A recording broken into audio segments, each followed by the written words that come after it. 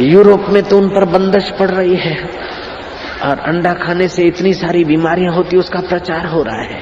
और यूरोप से कोई आया नेता और उसकी खोपड़ी में घुसा और दूरदर्शन में प्रचार होने लग गया। फिर समाज के लोग चिल्लाए, हमारे जैसे लोग चिल्लाए, तब ये प्रोग्राम आना बंद हुआ, नहीं तो आता ही रहता। बोले अंडे में तो कैल्शियम है, उससे 4 गुना टमाटे में है। अंडे में तो प्रोटीन है, तेरे चने मूंग मटर और गेहूं में क्या है गधा है, उसमें तो उससे ज्यादा प्रोटीन है। बोले अंडा तो ये अंडा तो फलाहारी अंडा है। फलाहारी अंडे बना लिए और उसको एग्रीकल्चर नाम दे दिया। पोल्ट्री वालों को लगता होगा कि बापू हमारे धंधे पर प्रहार करते हैं, ऐसी बात नहीं है। यहाँ भी पोल्ट्री लंबी चौड़ी है, नहर के किनारे, जयराम जी की हमारी फार्म हाउस के पास ही। मेरा किसी व्यक्ति से, किसी समाज से कोई राग द्वेष नहीं है, लेकिन मानव जात पतन के गर्क में जाने से बचे और अपने मनुष्य जन्म सिद्ध अधिकार आत्म सुख को पाए, बस मेरा यही उद्देश्य है और कोई मेरा भाव नहीं है। जयराम जी बोलना पड़ेगा। नानक जी जब सत्य बोलते थे, समाज के उन्नति के लिए बोलते थे, तो स्वार्थी और मूर्ख लोग नानक का विरोध करते थे। उल्टा मार्ग दसेंदा जी, हमारा तो ऐसा विरोध कोई नहीं करते हैं। फिर भी किसी के मन में कोई आता हो तो हम उसे बताते हैं कि हमारा उद्देश्य आपके धंधे का विरोध नहीं है। कुछ लोग बोलते कि हमारे पान मसाले का धंधा ऐसा हो जाएगा, लेकिन तुम्हारा धंधा चलेगा, उससे तो समाज की हानि बहुत होगी, उसका क्या करोगे? तुम तो दूसरा धंधा करके रुपया कमा लोगे, लेकिन जिसका पति मर जाएगा कैंसर की बीमारी में, वो कहां से दूसरा पति ले आएगी बाजार से? क्या उसका तो घर पालन पोषण तो वही करता है। उसकी बेचारे की अकाल मृत्यु हो जाएगी तो क्या बाजार से आयुष्य ले आएगी उसके पति का?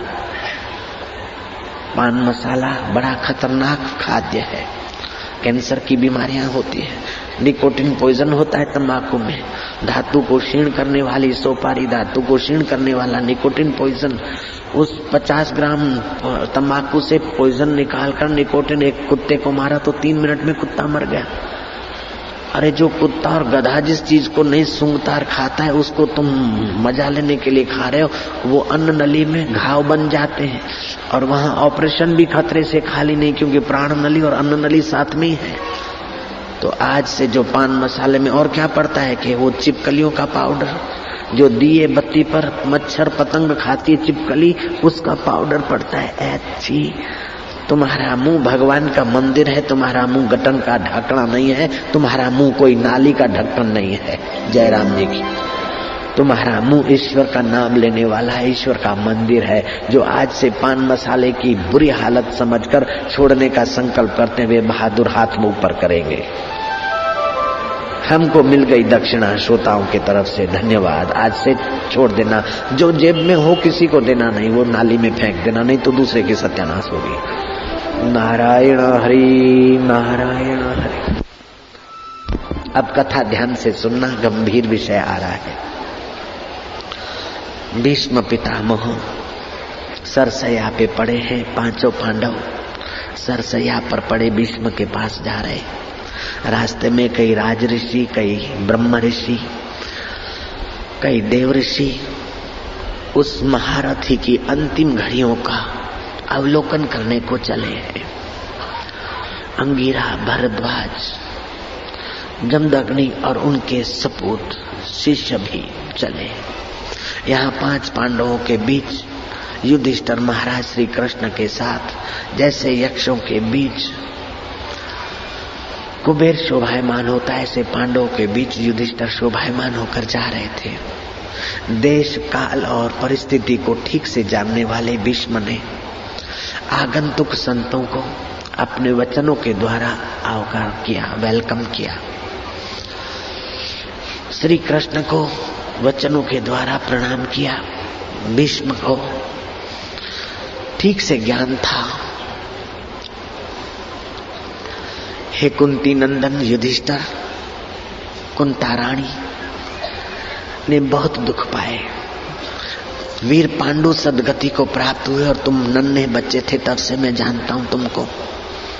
भगवान की ये गति जानी नहीं जाती है।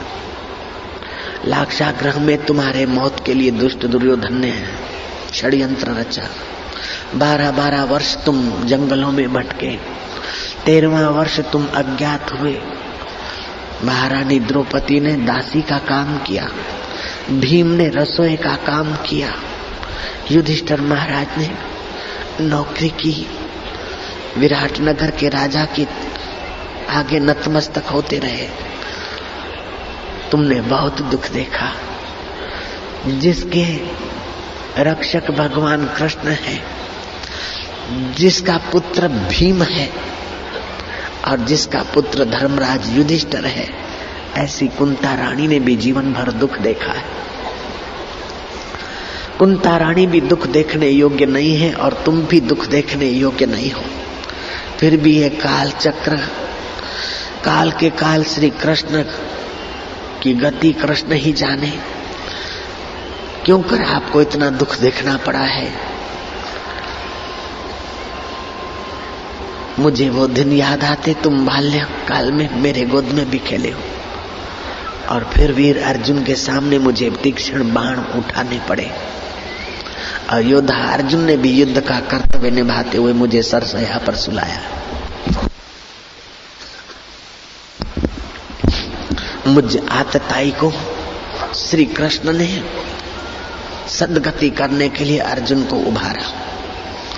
हे केशव, रण के मैदान में घोड़ों की टापों से धूल उड़ती थी और तुम्हारे घिंगरूले बाल मटमैले होते थे। सूर्य के किरण तुम्हारे चेहरे पर पड़ते थे और पसीने के कारण तुम्हारे चेहरे पर जो सूर्य के किरण पड़ते थे, मोतियों सी चमक की कभी कभी लहराती। हे केशव, मेरा तुम्हारे चरणों में प्रणाम है। हे कृष्ण, आज तक तो तुमने अपने भक्तों को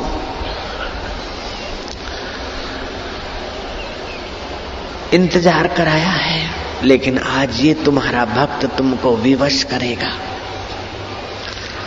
आज तुम्हारा भक्त तुम्हें इंतजार कराता है। केशव, मुझे वचन दो, जब तक ये मेरे प्राण पखेरु नहीं निकलते तब तक तुम यहीं खड़े रहोगे। तस्मात् कारुण्य भावेन।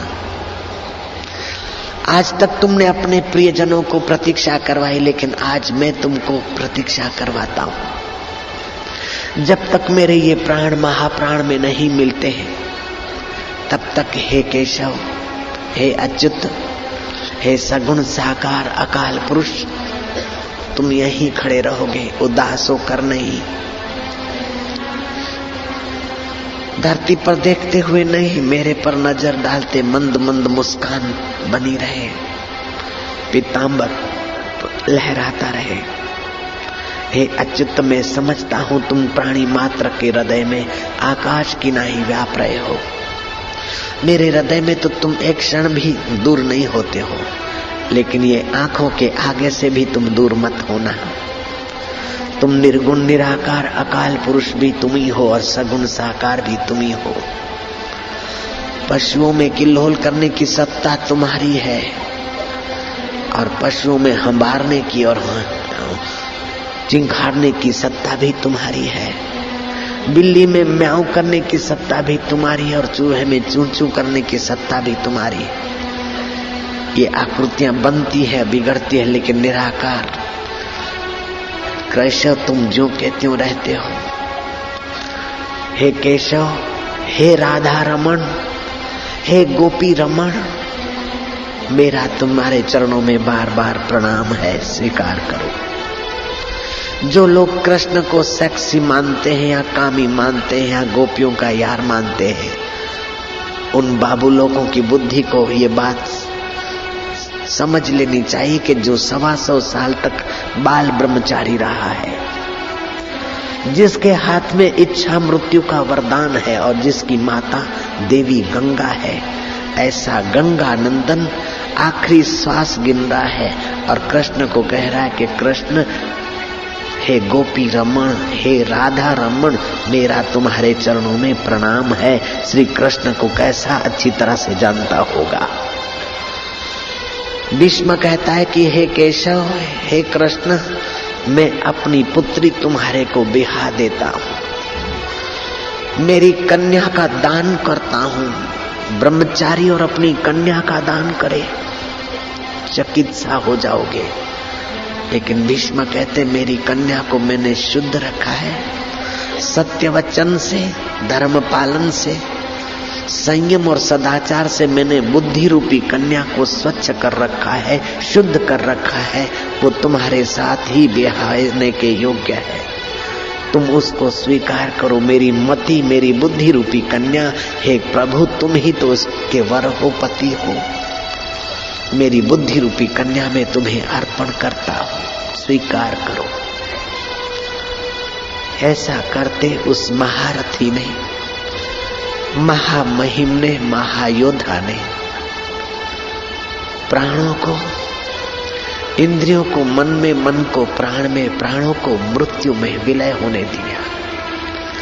मृत्यु को 5 भूतों में और 5 भूतों को प्रकृति में, प्रकृति को अपने सोहम स्वभाव परमात्मा में पाया। वो आत्मा परमात्मा से मिलाकर, जैसे घड़े का आकाश महाकाश से मिलाकर एकता का अनुभव किया जाता है, ऐसे जीवात्मा को अपने परमात्मा स्वभाव में मिलाकर सदा के लिए बाहर की नश्वर आंखें बंद कर दी। लेकिन उसके पहले ज्ञान की आंख उन्होंने अपनी खोल दी थी। जिसकी मृत्यु होती है वो मैं नहीं, जो बीमार होता है वो शरीर में नहीं, जो सरसया पर तीरों पर पड़ा है वो शरीर में नहीं हूँ, और जो राग द्वेष करता है वो बुद्धि में नहीं, जो सुखी दुखी होता है वो मन में नहीं। इसको देखने वाला मैं ज्योति स्वरूप, अपने मूल को पहचान कर, मन तू ज्योति स्वरूप अपना मूल पहचान, अपने मूल को पहचान कर उसमें विश्रांति ली। जैसे निमक की पुतली दरिया में अपने मूल को खोजती और दरियामय हो जाती है, ऐसे उस वीर ने, उस सत्यव्रती ने अपने मूल को खोजकर अपने ब्रह्म स्वरूप में अपने आप को विलय किया। सदा के लिए जन्म मरण के चक्कर को तोड़ दिया। पांडवों ने उनकी अंत्येष्टि की, श्री कृष्ण की देखभाल रही। अंत समय देवताओं ने, यक्षों ने, गंधर्वों और किन्नरों ने पुष्पों की वृष्टि की। तपस्वियों ने, जतियों ने, जोगियों ने, देव ऋषियों ने, ब्रह्म ऋषियों ने, राज ऋषियों ने साधुवाद कहा। सब अपने अपने घर गए। पांडवों के साथ श्री कृष्ण हस्तिनापुर दिल्ली आए। कुछ समय रहे, फिर श्री कृष्ण द्वारिका को चले।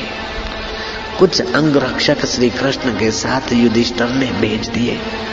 युधिष्ठिर जानते थे श्री कृष्ण अकाल पुरुष है, फिर भी साकार रूप में आए हैं तो मानुषी लीला कर रहे हैं, तो मानुषी अंगरक्षक भी जरूरी है।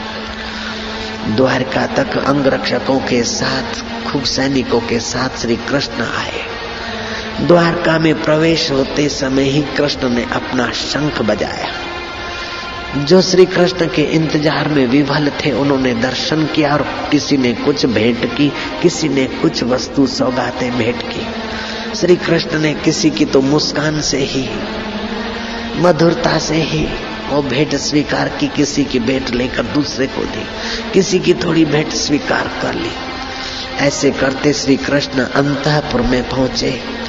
वसुदेव और देव की माता पिता को श्री कृष्ण ने मत्था टेका है। गुरु से पहले जगपति जागे, रामचंद्र जी भी गुरु और माता पिता को मत्था टेकते थे।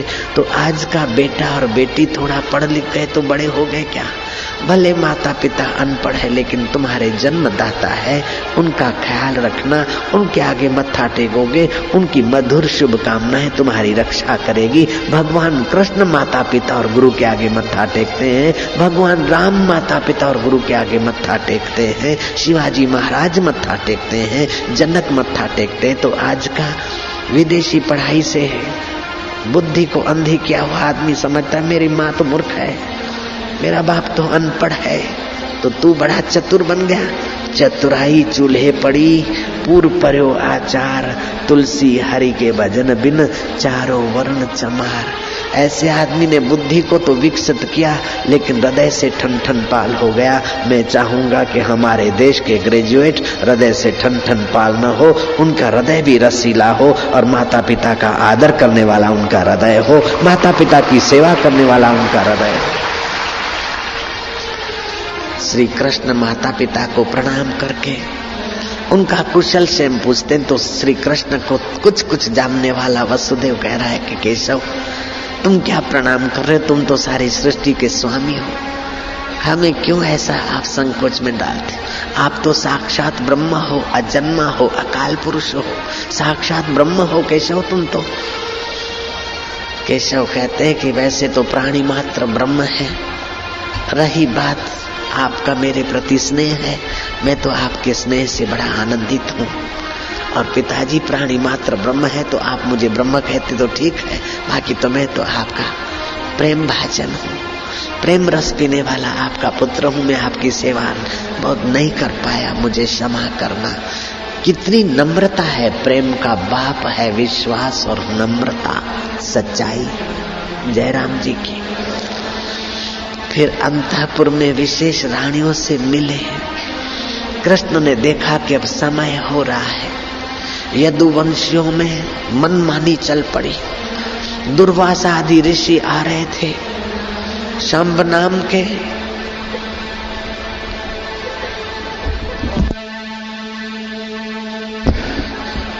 सांब नाम के गोप को यदुवंशी को सजाकर स्त्री के कपड़े पहनाए। सांब इतना सुंदर था कि स्त्रियां भी लज्जित हो जाती थी उसके सौंदर्य के आगे। स्त्री के कपड़े पहनाकर तसला बांधकर मुसल डालकर लोहे का ऋषियों की मजाक उड़ाने को गए। बाबा जी इस महिला को, था तो सांब लड़का था, इस गोपी को बेटा होगा कि बेटी? ऋषियों ने कहा कि तुम्हारी मति छटा गई, अब तुम्हारा विनाश नजीक आ गया है, न बेटा होगा न बेटी होगी। इससे जो मुसल बांधकर गर्भ दिखाया है उसी मुसल से तुम्हारा विनाश होगा। यदुवंशी घबराए, मुसल को घोट कर चूरा चूरा करके सरोवर में डाल दिया। छोटा सा टुकड़ा बचा वो सरोवर में फेंक दिया। लेकिन ब्रह्मज्ञानी ऋषियों का वचन अकाट्य होता है, अगर अपने भाव में आकर कह दे। श्री कृष्ण जानते थे कि कांटे से कांटा निकाला, जिस कांटे से कांटा निकला हुआ कांटा भी बेकार है और जिससे निकाला वो कांटा भी छोड़ना पड़ता है। यदुवंशियों से तो दुर्योधन आदि दुष्टों को समाप्त किया, लेकिन अब इनकी दुष्टता समाज को तंग न करे, इनका भी अंत आना चाहिए। शराबी कबाबी होकर यदुवंशी शराब पीकर सरोवर में स्नान करने गए। तू मैं आ गए और सरोवर में जो वो लोहा घिसकर फेंका था उससे जो तीक्ष्ण घास हुआ, उस घास ने तलवार का काम किया, आपस में लड़ मरे। श्री कृष्ण अंतिम घड़ियां अपने प्रयाण काल की देख रहे थे और धवाया के प्रभु मुझे ये उत्पात दिखाई दे रहे, आप इस धरती का त्याग करने वाले, ऐसा मुझे लग रहा है, मुझे साथ ले चलो केशव।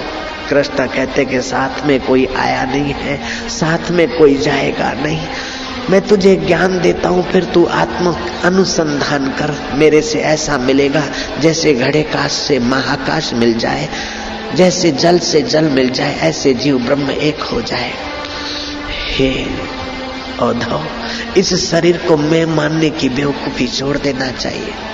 इस शरीर से उत्पन्न हुए संबंधी भी माया का विस्तार मात्र है, कोई किसी का नहीं है, तो संसार एक खेल भूमि मात्र है। जिस सत्ता से ये मन बदलता है, बुद्धि बदलती, इंद्रियां बदलती, फिर भी जो नहीं बदलता, उस अबदल आत्मा का अनुसंधान कर, अपने को अजन्मा मुक्त शुद्ध बुद्ध चैतन्य चिंतन कर, एकांत बद्रिका आश्रम में जा, परिचितों से थोड़ा सा अपना पिंड छुड़ा, सच्चा परिचय जहां से तेरा होता है उधर ही तू गोता मार। मरते समय अगर हाय हाय करते मरे या औरों को रोते रोते रुलाते रुलाते मरे तो क्या मरे, एकांत में मर, हाय हाय करके न मर, हरि का अनुसंधान करके तू अमर हो जा। श्री कृष्ण के साथ रहने वाले उद्धव कोई साधारण आदमी नहीं थे।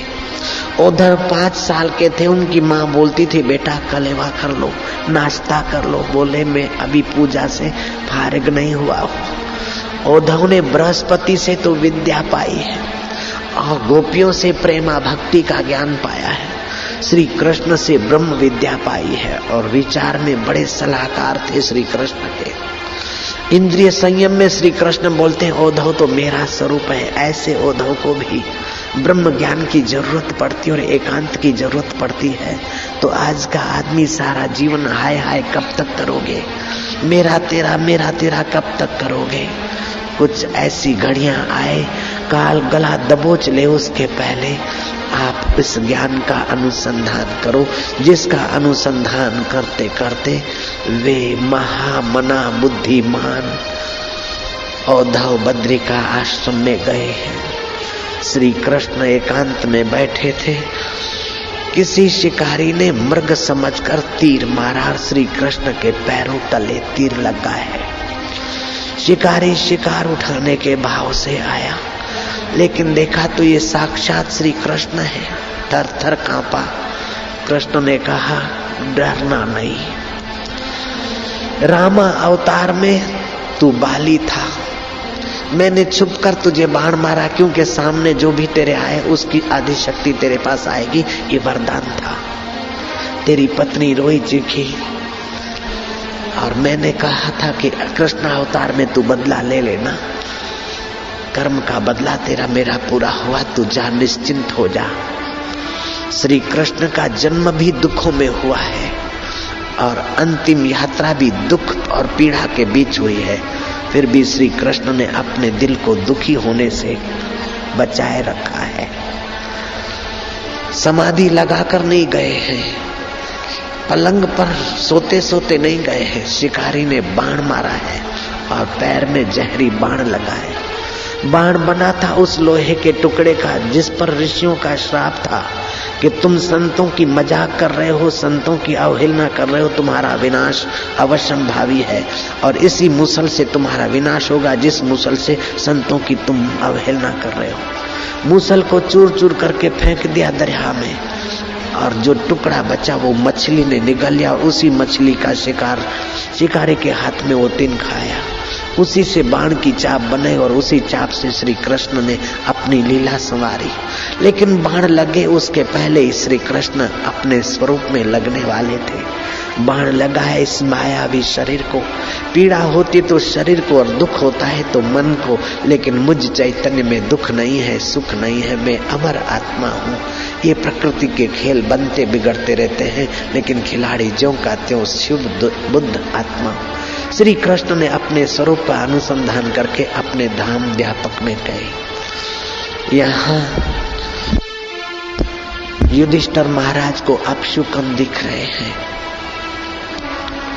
विदुर जी यात्रा करते हुए युधिष्ठिर के पास आए हैं। विदुर जी से सारी बातें पूछी। युधिष्ठिर पूछते हैं लेकिन विदुर एक दुख की बात नहीं बताते हैं। दुख की बात तो आदमी देर सवेर जान ही लेगा, जितना निर्दुख रहे उतना अच्छा है। आप भी एक काम करना, किसी को दुख का समाचार देना हो तो जल्दबाजी मत करना। दुख के समाचार देने के पहले उसको दुख सहने की शक्ति देने का पुण्य कर्म कर लेना। एक पुलिस ऑफिसर ने सेठ को फोन किया कि सेठ जी तुम्हारे बेटे का एक्सीडेंट हुआ है। सेठ बोलता है वो बेटा जिंदा है कि मर गया? बोले तुम उसके सगे बापू? बोले हूँ। अगर जिंदा है तो मैं उसको हॉस्पिटल में एडमिट कराऊं और मर गया है तो कफन ले आऊं। दुखी होने से तो उसका आत्मा भी दुखी होगा, मैं भी दुखी होऊंगा और मेरी बुद्धि भी दब जाएगी। उस सेठ का नाम था जयदयाल कसेरा, सत्संग सुना हुआ सेठ था। प्राणी जब कुटुंबी चल बसे तो हाय हाय करके उसके मन को आप विमोहित मत करना, अपितु हरि नाम का कीर्तन लेकर उसकी सद्गति की भावना करना। किसी का पति मर गया है तो पत्नी को चाहिए कि कहे कि पति देव तुम्हारा शरीर 5 भूतों का था, यहाँ पड़ा है, लेकिन तुम नहीं मरे, तुम आकाश में चिदानंद परमात्मा की यात्रा करने को आगे बढ़िएगा। अगर पत्नी या पुत्र मर गया है तो पुत्र, तुम्हारा शरीर मरा है, तुम नहीं मरे हो, तुम अमर आत्मा हो, परमात्मा की सनातन संतान हो। उसी का स्मरण करना मेरा लाल। ये शरीर तो सबका मरने वाला है। हे पतिदेव, मेरा शरीर भी मरने वाला है, अथवा हे पत्नी, मेरा शरीर भी मरने वाला है। इस शरीर की मृत्यु के पहले मैं भी अमर परमात्मा में लगूं, ऐसी तू आशीर्वाद करना। और तेरा भी मन भगवान में लगे, ऐसी मैं भगवान को और तेरे को प्रार्थना करता हूँ। आपने मरने वाले को सांत्वना और अच्छी दिशा देने का पुण्य।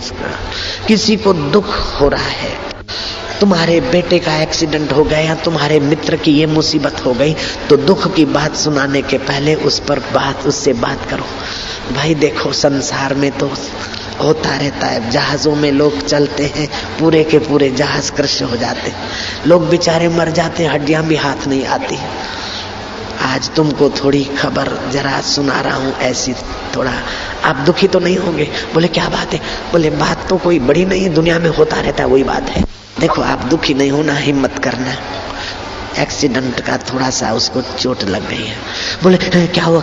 विवल मत होइए, उसकी आंखें ठीक है, उसके हाथ ठीक है, उसका गला भी ठीक है, उसका पेट भी ठीक है, केवल पैर में थोड़ा सा फ्रैक्चर हुआ है।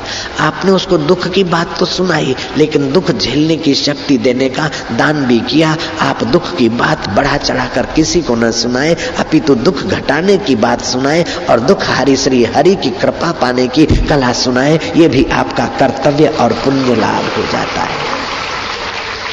श्री कृष्ण ने महाप्रयाण किया है और विदुर जी आए हैं। युधिष्ठिर ने श्री कृष्ण के समाचार पूछे, लेकिन विदुर जी दुख की बात नहीं सुना रहे हैं।